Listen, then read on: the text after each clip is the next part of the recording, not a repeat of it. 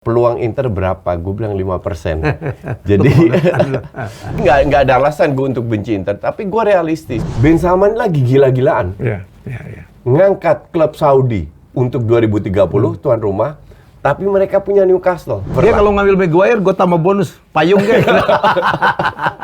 Mungkin menurut saya Benzema akan lebih gampang beradaptasi Coach, karena dia Islam ya kan? Islam. Keturunan Arab, bisa bahasa Arab, jadi Arab. akan lebih cepat daripada Ronaldo. Kalau orang bilang Messi itu nggak matre, nggak pilih duit, itu bohong besar.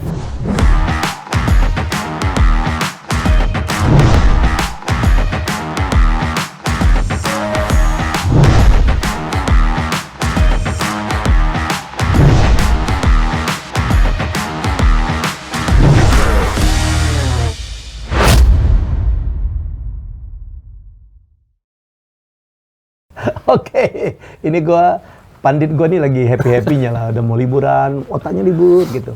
Libur kontrak. Kan harus ada yang masuk yang keluar, biar imbang. Jangan keluar terus, jangan masuk terus. Betul. Lo nggak boleh pelit sama diri lu sendiri. Gue udah setuju lah, kita salaman dulu lah.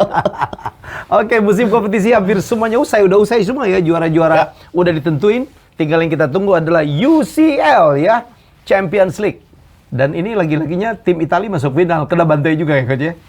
Ini juga ya, Liga apa tuh, Konfederasi ya? Liga Kaleng. Kaleng ya. Piala Kaleng bantai. Fiorentina kalah. Ya. Yang menang adalah West Ham. Ya. WL Sevilla lawan Roma. Roma itu kalah lagi. Itu Mourinho marah-marah. Akankah Inter Milan juga akan kalah melawan Manchester City? Ya gue udah berapa minggu yang lalu itu gue kan dibully sama fans Inter. Kenapa? Karena emang ada fans Inter banyak maksud gue. Banyak. Oh. Jadi ya di DPI gue bilang, ditanya peluang Inter berapa? Gue bilang 5%. Jadi tadi gue Zoom sama diehard fans Inter yang punya akun Inter. Dia tanya, kenapa 5%? Gue bilang, orang yang komplain 5% itu nggak pernah nonton Just Talk atau nggak kenal Justin seperti apa. Gue itu suka, ya mungkin hiperbola ya. Dalam arti, 5% itu gue ingin menunjukkan bahwa peluangnya ada, tapi kecil. Sesimpel itu. Jadi fans Inter ini ingin memuji diri. Mereka keluarkan data yang dulu, udah juara, ini, itu, menang, bla bla bla bla. Come on. Tim yang 10 tahun yang lalu sama sekarang beda. Ya. Kalau gue menilai tim, itu dari 3 bulan yang terakhir. Performanya seperti apa? Man City semenjak main 3-2-4-1 itu meroket. Beda ya? Beda. Walaupun di awal-awal dia coba-coba ya Coach ya? Iya. Di awal kan sempat kalah. Terus Rico Lewis yang main. Rico Lewis main juga agak berantakan. Semenjak John Stones main di posisi itu langsung meroket. Sementara Inter oke. 3 bulan yang lalu sempat ada masa drop, nyaris nggak bisa cetak gol. Akhir-akhir ini oke juga. Mereka rank 3 di Liga keempat.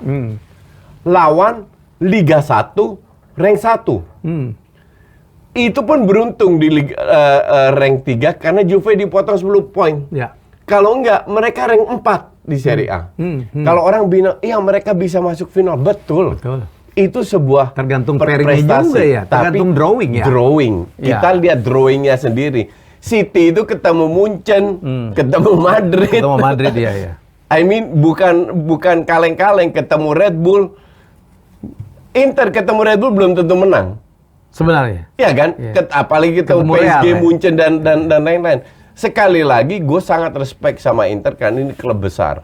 Cuman kita realistis. Jadi kalau bilang gue benci Inter, nggak ada. Kenapa gue harus benci Inter? Apakah Inter bikin hidup gue susah? Kan nggak. Jadi nggak ada alasan gue untuk benci Inter. Tapi gue realistis bahwa dengan banyak faktor di mana mereka sudah juara Liga, juara FA Cup, mereka bisa meraih treble dengan sebuah sistem di mana sudah berjalan dengan pemain-pemain yang sudah mayoritas dari pemain bertahun-tahun bareng. Jadi moralnya itu lagi meningkat. Oke. Kalau kita bicara final, it's a mind game. Ini bukan masalah technical. Ini lebih mind game. Lu punya mental untuk juara nggak? Apakah Inter punya mental juara? Nggak yakin juga gue. Oke. Kita tahu Ada yang bilang ke gue, ya kan Inter bisa parkir bis. Kalau kita bicara sepak bola Italia, Catenaccio, itu puluhan tahun. Mereka sampai berkali-kali juara dunia dengan bermain bertahan. Tapi 5 tahun terakhir, sepak bola Italia, Serie A, lagi bertahan. itu nyerang terus. Catenaccio is dead. Ya. Udah nggak ada lagi yang main Catenaccio. Ya. Semua menyerang terus. Jadi kalau mereka bermain mendadak yang dalam satu musim lebih sering menyerang, mendadak suruh bertahan, apa bisa? Apa bisa? Nah, kita lihat City. City itu 80% dari match yang mereka mainkan, entah itu di FA, lawannya di pasti bertahan ya? Itu bertahan terus. Lawannya? Ya. Jadi mereka udah biasa ketemu tim yang bertahan. Nah, sekarang kasih gua alasan. Apa yang membuat fans Inter yakin Inter bisa menang? Peluang, oh iya. Gue bahas di Ngulik Taktik di R66 Sport tentang City lawan Madrid. Gue bilang di situ, dengan 3 back dengan 2 DM itu kan ada 2 blok, 5 blok menyerang, 5 blok bertahan. Bertahannya ada 2 lapis, oke? Artinya there is many space. Kalau seandainya Madrid sanggup untuk tarik keluar, defense 3-nya tarik keluar, ada peluang. passing ke tengah, finishingnya dari tengah, dan terjadi Vinicius cetak gol. Benar-benar dari sayap ke kanan ke tengah, dia cetak gol dari tengah. Ini peluangnya Inter di situ. Tapi apakah Inter bisa memanfaatkan sedikit counter attack? Ya kita nggak tahu. Kalau mereka bisa aja mereka cetak gol. Tapi kalau dibilang secara overall, ya nggak ada alasan. Kalau seandainya kita berandai-andai, Bernardo Silva main jelek, Grealish main jelek, mereka itu punya Alvarez, Mahrez, sama Foden. Yang siap melapis. Yang selevel. Kualitasnya sama. Kualitasnya selevel. Anytime mereka bisa masuk. Ake yang bermain luar biasa, bahkan dicadangin. Ya kan? I mean, mereka punya cadangan bagus. Mereka punya starting line up bagus. Semua bermain oke. Jadi alasan apa? Ya bisa-bisa aja. Kalau Inter lagi good day, City lagi bad day, nah ini bisa menjadi seru. Bisa mungkin sampai extra time. Tapi kalau semua berjalan normal, nggak ada kartu merah, nggak ada apa-apa, ya. Jadi 95-5? Iya.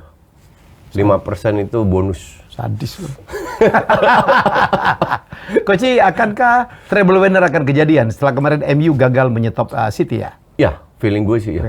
Kalau kita nonton MU, gue nonton. Itu menurut gue City itu main cuma 60%, 70% dari kekuatannya. Pada saat di menit 56 unggul 2-1 kan, mereka cuma passing-passing. Iya kan? Sampai di menit akhir hampir kebobolan tuh. Yang heading dari McTominay. Mereka nggak mau kill the game atau tidak bisa. Feeling gue mereka yakin they will win this game. Golnya kan juga penalti, golnya Bruno. Iya kan? Jadi fokus mereka itu benar-benar ke Champions League yang tidak pernah mereka dapatkan. Inter sudah berapa kali dapat Champions League. Jadi laparnya itu beda. Iya kan?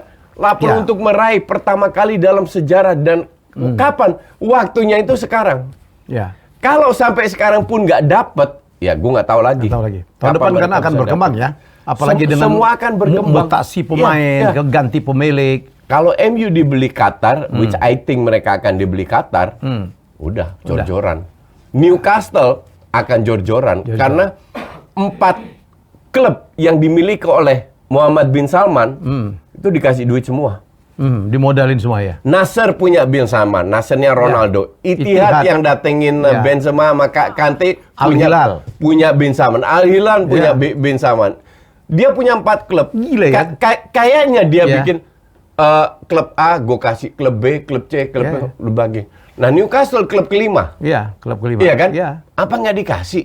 Ujung dikasih juga. Itu makanya ada yang banyak rumor katanya bisa-bisanya Ronaldo bisa aja ke Newcastle. Bisa aja. Bisa banget. Tapi gue kalau jadi pelatihnya gue nggak ambil Ronaldo. Ntar fansnya marah lagi. Oh iya. Sorry ya. Sorry ngopi dulu. Iya. Coach, gue sebagai fans MU gue nggak kecewa MU kalah di Piala FA. Ya karena orang pikir akan dibantai dong, ya kan? Iya. Tapi menurut gue sih kemarin gol kalah itu terlepas mau City bermainnya tidak 100%, menurut gue sih cukup imbang ya. Cukup imbang. Itu yang gol kedua itu kesalahan De Gea. Gue tuh dari pengagum De Gea, gue bilang udahlah De Gea udah tua, ganti aja lah. Golnya itu kena Yang kedua ya, kalau gol pertama mah gila. Iya. Gila. That's the best. Gol kedua itu kena tulang keringnya dan dia bounce tidak terlalu cepat speednya. Dari jarak jauh juga. Harusnya bisa dapat lah. Gue bilang juga harusnya bisa dapat. Gue juga kaget bisa. Jadi tahun ini De Gea itu bisa melakukan save ajaib, coach. Ya. Save ajaib. Betul. Tapi juga blundernya banyak banget. Termasuk dikalahkan Sevilla, saya pikir itu blunder dia semua. Ya, bukan hanya Sevilla, di Liga pun demikian. Tapi dia juga sering menyelamatkan. Oh, iya. Kita lihat aja berapa kali De Gea jadi man of the match. Dia kan the best keeper dong, karena dia clean sheet-nya paling banyak. Ya, clean sheet-nya paling banyak, sering jadi man of the match. Man of the match, tapi blunder juga banyak banget. Tapi di momen-momen tertentu, blundernya terlalu banyak. Menurut gue sih udah umur lah ya. Iya. Kalau saya nggak tahu, De Gea masih mempertahankan dia walaupun perjanjian mungkin gajinya dipotong. Dan kemudian dia tidak selalu menjadi nomor satu. Ya.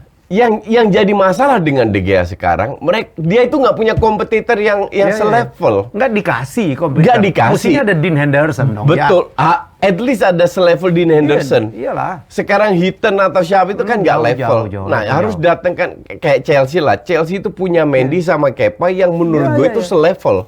Dan si MU itu harus datangkan kiper. Biar dia merasa kalau gue main jelek, gue bisa diganti. Sekarang gue blunder atau apa, itu penyakitnya MU, coach. Penyakit MU. Ingat dia dulu punya Romero, keren dong ya. Romero lumayan. Kiper timnas nomor satunya Argentina loh, dicadangin coach. Nggak main bertahun-tahun. Punya Dean Henderson. Nah, dia kan pernah di kejadian lo Premier League si De Gea ininya Dean Henderson. 2 tahun terakhir enggak loh. Saya appreciate dengan sebenarnya Dean Henderson itu keren loh. Cukup kan bagus. Timnas dong. Ya. Saya angkat topi Pep final Piala FA nurunkan Ortega. Dia respect tuh. Karena di FA itu perjuangannya Ortega. Betul. Not bad. Keren banget. Not bad at all. Wong kejebolnya juga karena penalti. Iya. Gitu. Oke. Jadi menurut saya sebagai fans MU nggak perlulah kita sih ngaku City memang di atas segalanya tuh. Dan permainan di situ masih oke lah ya. Dengan pemain not bad lah. Not ada bad dan mereka nggak dibantai, mereka memberi perlawanan. Ini kan semua juga tahu MU akan mengalami metamorfosa dengan banyak pergantian pemain. Kemarin pemainnya cedera banyak banget. Martinez cedera, Martial cedera. Lihat bench aja sedih. Lihat benchnya sedih loh. Benar-benar sedih loh. Sedih banget. Betul. Begitu itu tiang listriknya diturunin ya nggak ngegolin lagi Weghorst itu. Emang selevel itu Weghorst. Iya. What do you expect ya kan? What do you expect? Cuman loan 2 juta karena nggak ada duit. Kemarin Eriksen mainnya jelek banget ya coach ya. Kelihatan udah tua ya. Eriksen udah setelah dicedera kayaknya udah habis ya. Eriksen itu nggak bisa tiap minggu main. Yes. Jadi kayak selevel De Bruyne aja masih sering dicadangin. Iya. Jadi karena usia ya. MU butuh berapa pemain itu yang sering rotasi. Nah, kalau let's say 2-3 pertandingan Eriksen jadi starter, he can deliver. Tapi kalau dia harus tiap minggu deliver, levelnya udah nggak di situ lagi. Apalagi punya cacat jantung ya. Iya, betul. Ya, sementara kita bahas MU sekarang sampai sekarang Glazer itu ngeselin tetap masih belum mengambil keputusan untuk melepas Manchester United, which is menurut gue sih sangat merugikan MU untuk pembelian main baru, coach. That's true, tapi somehow gue itu mengikutin prosesnya. Jadi gue bilang somehow MU akan dijual. Iya, ke siapa masalahnya? Ke Qatar. Ya. Dia udah naikin $6,5 juta plus 6,5 juta pound ya. Plus 1 6,5 B. Ya, billion dollar, miliar dolar. Ya, apalagi udah overvalued loh. Overvalue karena MU ini value-nya 3,5. Ya. Ini gue 3,5 4 lah. Nggak di pasaran 3,5 dengan asetnya dan lain-lain. Ini gue lihat kenapa gue bilang MU akan dijual ke Qatar. Satu, di awal-awal pada saat Qatar keluarkan bid 3 miliar, terus Redcliffe masuk, Qatar mengatakan kami tidak mau diadu oleh orang lain. Oke? Ujung-ujungnya Glazer bilang bid kedua ikut. Bid ketiga ikut. Sekarang 5. Bid keempat ikut. Bid kelima itu. Lu mau diadu. Dari situ Glazer melihat kita juga harus memposisikan diri kita sebagai orang Glazer. Oke? Dari situ Glazer melihat, nah ini Qatar kayaknya ngebet banget pengen beli MU. Karena gue kasih bid 3, 4, 5 ngikut terus. Oke? Itu satu. Kedua, PSG sama City adalah sebuah contoh di mana dua klub yang tidak terlalu terkenal diinvest dalam 10-15 tahun ke depan mereka meroket. Semua orang kenal, semua orang tahu PSG City, oke? MU itu semua orang udah kenal. Siapapun pemiliknya, fansnya udah banyak di seluruh dunia. Jadi nggak butuh waktu lagi untuk ngangkat MU. Yang dibutuhkan adalah duit. Jadi kalau Qatar ini sadar, kalau gue ambil MU, ini gue nggak butuh waktu kayak City. Yang gue harus lakukan, manajemen benahin, uang gue invest. Manajemen dengan masuknya Ten Hag, udah ada perubahan. Perubahan yang cukup signifikan. Ada identitas cara bermainnya seperti apa. Tinggal gue pompa duit aja. Pompa duitnya juga nggak miliaran kok. 500-600 juta, cukup. Enough lah. Untuk bisa bersaing dengan City, untuk bisa bersaing dengan Arsenal, jangan lupa Arsenal ya. Lo kan berharap yang ini Syekh ini beli Arsenal aja ya? Iya juga. Ngarap.com Nah artinya dia itu pengen banget ngebet untuk ngambil, karena dia tahu, Qatar ini tahu, Ben Salman lagi gila-gilaan, ngangkat klub Saudi untuk 2030 tuan rumah, tapi mereka punya Newcastle. Newcastle ini akan gede juga, cuman segede-gede Newcastle tidak masih jauh lah dibanding MU. Kalau fanbase segala macamnya. Dari segala segi. Kalau mau invest ke Newcastle, paling kayak PSG, kayak City butuh 10 tahun untuk bisa sengetop itu. MU kan enggak. Nah, dari segala kejadian sekarang, gue lihat Glazer itu nggak peduli, lu mau lunasin utang, lu mau benerin fasilitas, toh gue nggak terlibat lagi. Dia duit aja kerjanya. Gue murni cari duit. Ngambil duit segede-gedenya tuh. Gue murni cari duit. Nah, 3,5 sekarang sampai 6,5 whatever lah. 6,5 plus 1. Udah hampir 2 kali lipat. Dalam arti tetap belum dikasih coach. Sampai kapan? Ada satu faktor yang menarik yang orang-orang tidak melihat. Itu faktor politik. Kita tahu, you masih ingat pada saat gembar-gembornya ESL, pemerintah Inggris intervensi. Lo ikut ESL atau enggak? Keluar out dari Inggris. Akhirnya takut semua, mundur semua tim Inggris. Kita jangan lupa, perang itu masih berjalan dan masih lama. 1 tahun, 2 tahun. Perang Ukraina. Oke. Kita juga jangan lupa, Inggris itu lagi bangkrut. Inggris lagi masuk resesi, dan sekarang bulan Juni mau masuk ke winter. Siapa yang supply gas pada saat Rusia cut? Qatar. LNG, liquid natural gas. Kalau seandainya antara Redcliffe dan ini pemerintah Qatar pasti ingin ngebantu si Al-Thani ini dong. Coba ngomong dengan pemerintah Inggris. Kita supply lu dengan harga lebih murah, lebih banyak. Ini udah tawaran terakhir, coach. Dia kalau nggak lagi dia nggak mau naikin, dia pergi. Kalau dia nggak mau naik pergi, dia mungkin lewat nggak lewat jalur politik itu, ngelobi politik agar di press Glazer jual. Dia bisa jual ke Redcliffe terus nggak di-approve sama IPL, nggak di-approve sama pemerintah.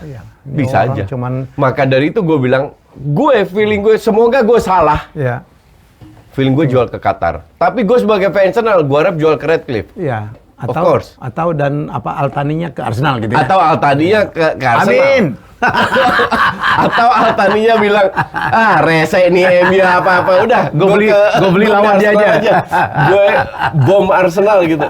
Arsenal mungkin 3 bilion dikasih dong, coach. Nggak sampai 3 bilion. Gue aja udah dilepas. Dalam arti anything can happen. Tapi kalau seandainya Qatar blame, gue harap Sheikh dari Oman atau dari Kuwait kan masih banyak gitu. Kuwait kan beli Arsenal. Kalau nggak fair persaingan. Come on. Sip. Iya dong. Pakai Next Parabola. Yakin nih bukan piring, kecil banget. Instalasi mudah, kualitas gambar jernih, gratis 100 channel terlengkap. Pakai Next Parabola jadi maksimal. Koji, kalau kan kita udah mendengar ya bahwa budget yang dikasih ke Ten Hag itu ada yang ngomong 100 juta, ada yang 200 juta, ada yang 500 juta, Koji. Tanpa harus mempertimbangkan pemilik yang baru siapa. Nggak yakin gue. Gue kalau Redcliffe masuk, gue sampai baca angka 400-500 juta. Iya sempat kan? Ya kalau Redcliffe masuk nggak yakin. Yang udah di-approve tuh 100 ya? Iya. Tapi ditambah dengan budget penjualan. Ya. Penjualan kan udah mulai bunyi nih. Penjualannya berapa? 100 dapat lah, Coach. 100 dapat. Iyalah, dapat 200 lumayan lah. Nggak, 200 berat, 100 oke. Bukan, ininya jadi ditambah dengan yang sudah Iya. dapat 200 oke lah. Tambahan total 200. Iyalah. 200 masih Elanga masih laku, Martial masih laku, tapi ya kan? 400-500 susah. McTominay udah ditawar, betul. Mujair udah ditawar, Koci. Tapi 400-500 juta nggak realistis. Ini nih. Agree kan?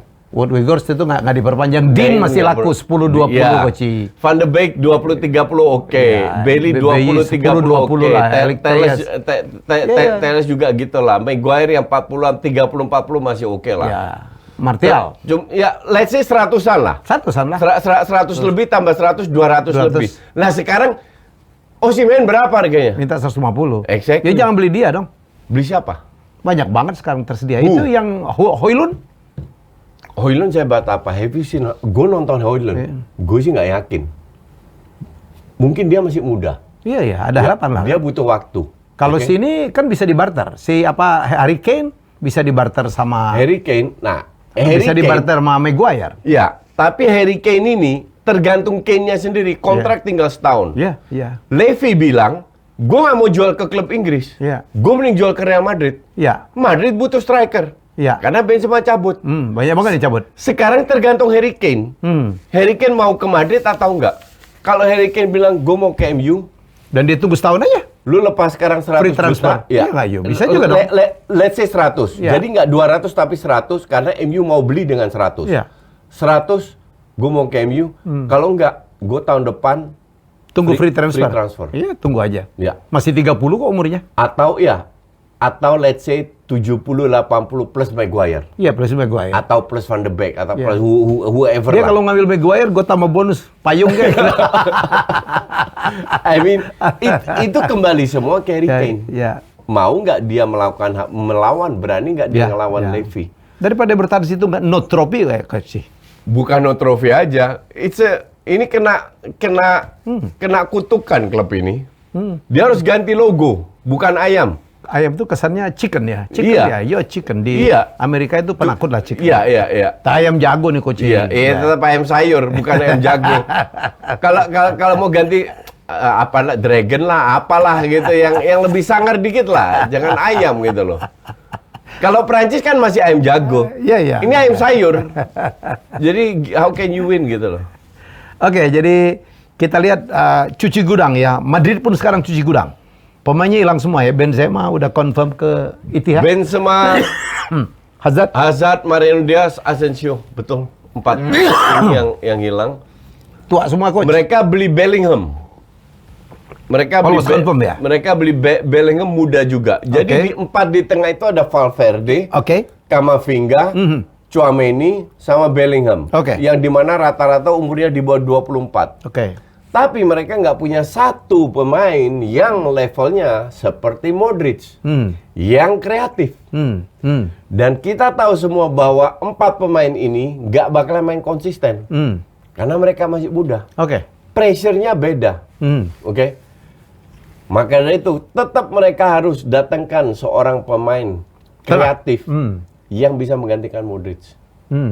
Modric 3 bulan terakhir udah menurun, emang faktor usia. Kroos pun menurun. Mungkin mereka masih setahun. Tapi udah harus dipersiapkan backupnya ya. Paling banyak sering dicadangin, harus persiapan backupnya. Kedua, apakah striker yang baru datang cocok dengan Vini? Kita tahu Vini kalau main tanpa Benzema, berubah ya? Kontribusinya menurun 50%. Jadi dia butuh seorang striker yang bisa berkorban untuk dia. Sementara gaya Kane beda. Kane sama Son cetak banyak gol itu karena counter, karena space. Sementara Madrid banyak kombinasi, lebih rapat, lawannya bertahan. kombinasi 3 orang di kotak penalti. Ya. Nah, bisa nggak Kane main kayak gitu? Belum tentu juga. Komunikasi, gue yakin Vini nggak bisa bahasa Inggris. Oke? Kane nggak bisa bahasa Spanyol. Bukan butuh Spanyol, waktu bro. lagi. Porto. Atau Portugal nggak. Vini kan Porto. Vini mungkin bisa bahasa Spanyol kan? Ya. Tapi Portugal nggak bisa, Spanyol nggak bisa. Kasusnya nanti kayak siapa? Ya kayak Gareth Bale yang terisolasi, nggak Karena bisa masalah adaptasi. komunikasi. Karena masalah komunikasi. Hazard flop, Komunikasi. Bale setengahnya flop. Iya, ya. Jadi pemain bintang yang masuk belum tentu berhasil. Maka dari itu gue bilang Kane kalau mau peluang untuk sukses itu akan lebih besar di MU daripada di Madrid. Bertahan aja di Liga Inggris. Kalau saya. Tapi kembali lagi sikap dia ke Levy seperti apa. Ya. Oke. Jadi kalau gitu Madrid yang ideal ngambil penyerangnya siapa, Coach? Penyerang sekarang yang Kan Benzema hilang nih. Ada di pasaran. Hazard hilang. Yang oke itu Vlahovic dan Osimhen. Ya. Di luar Kane ya. Di luar Kane. Lewandowski nggak mungkin. Oke. Terus siapa lagi?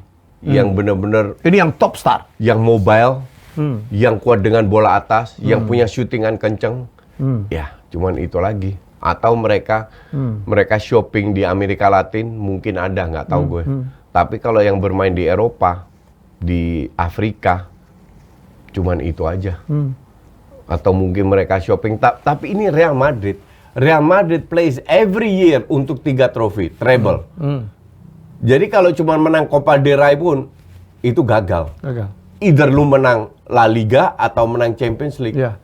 Itu Real Madrid. Nah, pemain yang baru, apakah mereka sanggup untuk itu? Belum lagi Camavinga udah diincer-incer orang juga. Gue nggak yakin, iya. Belum mereka butuh back kanan. Carvajal udah tua, Vazquez nggak perform. Belum back kiri, Camavinga dijadiin terus back kiri. Si Mendy nggak perform juga. Jadi banyak yang harus dibeli. Tapi terutama pemain kreatif. Oke, Coach, kita ke MU juga. MU tuh mengalami kesulitan karena Anthony juga melakukan pelecehan seksual ya. Sementara Mason Greenwood sampai sekarang nasibnya belum jelas. Itu 2 bintang yang luar biasa. Saya kaget tadi baca Di posisi yang sama. Di posisi yang sama tuh. Azol perempuan. Ya. Gue juga kaget, tapi gue baca satu Twitter bahwa ini tidak mungkin terjadi. Karena dia ada di Inggris katanya. Karena katanya, salah satu tuduhan ya? Iya, karena di tanggal 20 Mei itu kalau nggak salah, dia itu lagi bersama tim MU, lagi di luar, lagi away, lagi jadi mungkin nyusun tuduhannya nggak cermat kali Coach ya? Mungkin tanggalnya salah atau apa, tapi intinya ini tuduhan yang sangat serius. Apalagi di Inggris, mungkin di Brasil nggak begitu ya, tapi di Inggris nggak main-main. Ini attacking cewek, wanita, itu serius banget. Bayangin itu berat. Mason Greenwood itu pengadilan kan udah menentukan ya kan bisa jalan, tapi belum tentu diterima oleh publik loh. Belum tentu diterima oleh publik, betul. Gila. Public punishment itu kadang lebih kejam. Maka dari itu mungkin lebih baik Greenwood main di luar Inggris dulu. Kalau saya jual aja kan, AC Milan katanya berminat. 1, 2, 3 tahun, kalau dia bagus lagi masih bisa ke klub besar. Bisa ke Munchen, bisa Jadi ke kita Madrid. mikirin Anthony ya. Udah penyerangnya MU krisis, kejadian lagi. Coach, kita ke tiba-tiba kita baru sadar kalau 4 klub di Liga Arab itu milik Pangeran Salman semua ya. Yang di Eropa itu nggak mungkin lah terjadi. Kan nggak boleh ada konflik konfederasi. Dan nanti bisa atur-atur juara ini kamu ngalah segala macam, itu yang tidak boleh terjadi kan.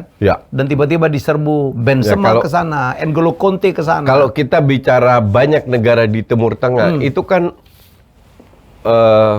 sistemnya kan pemilik. Monarki, kerajaan. Tapi beda dengan monarki Inggris, monarki Belanda, monarki Swedia, monarki Belgia, itu kan cuma simbol. Raja itu kan cuma simbol, nggak punya power. Tapi kalau di Timur Tengah kan mereka pemilik. Sekeluarga itu turun-menurun memiliki negara itu. Mau Qatar lah, mau Abu Dhabi lah, itu sheikh semua kan. No issue. Mereka bikin aturan sendiri. Iya, mereka cuma lucu-lucuan aja kali. Iya. Untuk padahal harusnya AFC itu mengintervensi. Tapi AFC. Gue sih, wong AFC isinya banyak orang Qatar, orang Arab juga. Kak. Ujung-ujungnya duitnya dari mereka. Jadi susah. Tapi sekarang kelihatan bahwa MBS ini ngincer Piala Dunia 2030. Itu target utama. Ya, karena untuk mempopulerkan Liga Saudi. Dia tarik dengan bintang-bintang. Dia butuh endorser ya. Jangan kaget kalau sekarang Benzema, Kante udah pindah. Wilfred Zaha kemungkinan ya. Iya. Mungkin Alba, mungkin Busquets, mungkin siapa mungkin tuh Hazard, terus Sergio Ramos. mungkin Ramos. Iya. Ramos sih All big name. Gue bilang hampir pasti pindah. Dia Iya. udah pasti keluar. Jadi ya Busquets bilang mungkin dia mau jadi pelatih, ikut kursus, tapi gue nggak kaget kalau Busquets pindah ke Arab.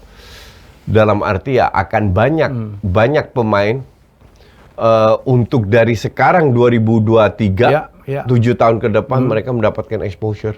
Dan Benzema berkontrak sama nilainya dengan kontraknya Ronaldo ya, di sekitar 200 juta ya. Mungkin menurut saya Benzema akan lebih gampang beradaptasi Coach, karena dia Islam ya kan? Islam. Keturunan Arab, bisa bahasa Arab, jadi akan lebih cepat daripada Ronaldo. Kante juga Islam. Kante juga Islam, betul. Ya, jadi menurut saya, karena saya pikir Ronaldo itu mengalami kesulitan juga ya. Masalah dia ternyata dengan pacarnya belum nikah segala macam. Jadi menurut saya so many issues. Jadi di Saudi itu ada yang namanya compound. Compound itu segede RT RW yang tertutup, yang khusus buat orang luar negeri. Boleh minum alkohol, makan babi, segala bebas lah. Di kotanya sendiri enggak. Artinya mobilitas dari istrinya, pacarnya, whoever lah keluarga itu terbatas. Mereka cuma bisa di compound, walaupun sekarang udah lebih modern di bawah bin Salman. Sementara kalau beragama Islam seperti Kante, Benzema, no issue.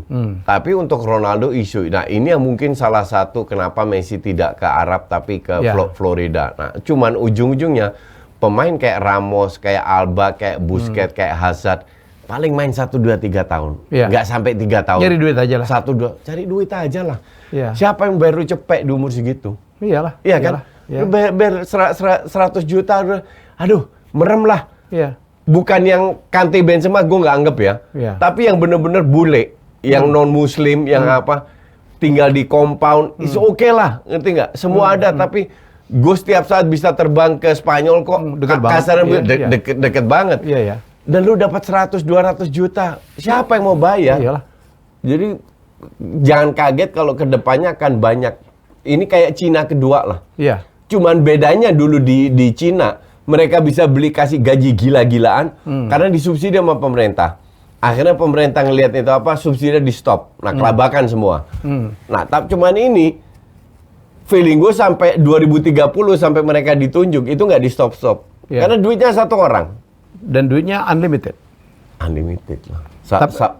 Ini Qatar, Abu Dhabi, Kuwait, ini Saudi. Up there. Jadi kalau nggak salah Salman itu punya duit 400 sekian billion dollar. Mansur Coach, yang belagu itu cuma 20 Coach. Exactly.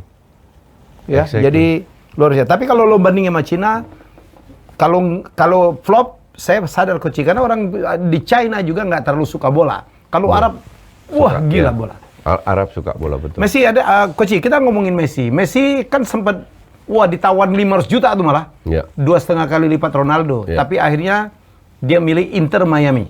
Miliknya David Beckham. Orang bilang, kenapa ya? Padahal dia sempat mau kembali juga Barcelona. What do you think? Gini ya, kalau orang bilang Messi itu nggak matre, nggak pilih duit, itu bohong besar. Enggak. Bohong tahu besar. juga jawabannya. Silakan Coach. Messi itu juga walaupun dia udah tajir melintir, tetap mereka cari duit. Mumpung masih aktif. Oke. Sekarang gue juga bertanya, kenapa tidak untuk 1,3 miliar 3 tahun, artinya 400-500 juta setahun? Kenapa harus pindah ke Inter Miami? Simple, dia udah dikontrak sama Apple sama Adidas. Masa iya dikontrak kedua perusahaan gede cuma 10-23? Nggak mungkin. Sama satu Coach, dia dapat saham. Exactly. Dia dapat saham Inter Miami dari David Beckham. Belum endorse lainnya. Belum pembagian keuntungan dari apa. Jadi kalau dihitung-hitung mungkin bisa lebih banyak. Kalau nggak lebih banyak pun dia lebih happy mungkin karena dia tinggal di Miami. Saya kan di Miami Coach. kotanya memang gila untuk orang-orang yang seperti itu ya. Bahasa Spanyol. 50% karena 50% Miami berbahasa Spanyol. Orang Kuba, orang Kolombia, orang ke Argentina, banyak deh, nyaman sekali lah. Dan dia ke Argentina juga lebih dekat. Betul. Jadi banyak faktor, Ya. and definitely untuk duit juga. Belum faktor agama ya segala macam. Belum faktor agama Ya. dan kebebasan. Kalau ya. di Saudi tinggal di compound, di sini bebas mau kemana-mana. Ya. Ya, jadi ada beberapa faktor, tapi termasuk duit. Jadi bohong besar kalau Messi ke sana bukan karena duit. Misalnya Nggak- karena nggak percaya idealisme, gue. enggak Ya, juga lah. Alah, come on, please. Nggak. Walaupun kita tahu MLS juga ya liga nggak terlalu gimana Nggak. juga ya. Jelek lah, Jelek lah liganya. Itu kipernya Inter Miami, itu orang Belanda. Namanya Marsman. Itu di Belanda udah dibuang. Bisa main di MLS. Ada Gonzalo Higuain ya di Inter Ya, Miami. enggak udah pensiun kan. Udah pensiun juga ya. Dan ya. Inter Miami tahu rank berapa? Juru kunci bukan? Ya, Juru 15. kunci. 15. Dan mereka kan ada 2 zona. Ya. Dan Barat dan timur. nggak ada degradasi. Jadi Mereka bikin kayak sistem NBA. Ya, pelatihnya udah dipecat, Phil Neville. Phil Neville. Jadi musim baru akan dapat pelatih baru. Ya. Ya, which is good. Gue sendiri nggak happy kalau Messi balik ke Barca. Ya. Karena gue bilang Nggak gampang juga ada. 2 tahun lalu gue udah bilang Barca akan meroket tanpa Messi. Ya. Dan tahun ini jadi juara. Nggak boleh sebuah pondasi yang sudah arahnya sudah benar walaupun masih Ya. banyak PR Ya. dirubah total dengan kedatangan Messi. Sama seperti MU kedatangan Ronaldo kan. Ronaldo. Harus melakukan adjustment. Ya, apakah menguntungkan? Enggak. Sama sekali enggak. Rugi duit iya. Rugi Iya duit kan? iya ya. Oke. Jadi bagus untuk Messi bagus, dia dapat duit, dia bisa santai, bisa Ya. kumpul dengan keluarganya. Untuk Barca bagus. Jadi untuk gue sih aman, everybody happy. Saya pastiin ya, karena saya pernah di Miami, penduduk Miami itu sebagian besar adalah Hispanic. Ya. Dari Kuba, Kolombia, Chili, ya, dari Peru, ya, dan dari Argentina. Ya, jadi menurut saya dia nyaman situ dan orangnya gila bola. Ya, betul. Doakan Miami Heat juara ya. Ora, Juara NBA nih coach. emang masuk final? Oh iya, lawan Denver Nuggets. Sayang di game di kandang kalah 2-1 sekarang. Tapi Ini final. final. Bukan- Barat Timur. Oh, final Barat Final Timur. Barat Timur. Oh, oke. Iya. Gue nggak begitu ngikutin. Mengagetkan. Karena dia di apa? Di conference ya, Timur cuma nomor 8. Oke. Nomor 8. Sekarang dia bisa ke final. Saya tahu Miami lah. Bola kencang. Ya, pasti. Karena mayoritas sepak bola MLS itu penontonnya juga Ya. Hispanic. Hispanic. Penonton Hispanic. Kayak kota-kota di Texas. Iya. Ya karena dekat Meksiko ya LA. Cuman Messi ini kan Ya. fenomenal ya. Ya. Jadi ya dia akan mengangkat nama MLS dan juga Terutama Inter duitnya. Miami. Ya, terutama Inter Miami. Dan jangan lupa penduduknya 350 juta loh. Anda kebayang untuk penjualan merchandise? Amerika ya. Oh, ya? Ya, betul. Itu kita nggak pernah duga. Dan bukan KW kayak di sini ya. Oh, di sini KW. Jadi asli, bukan beli jersey KW. Apa sih yang nggak ada KW di sini, coach? Oke, jangan lupa apa R66 Sport akan siaran langsung final Piala UCL bersaing dengan Coach Justin. Siapa tahu? Coach, mending lu berbayar, coach, jaga di muka lu, coach. Lu kacau lu. Enggak lah. Kita berbagi ilmu.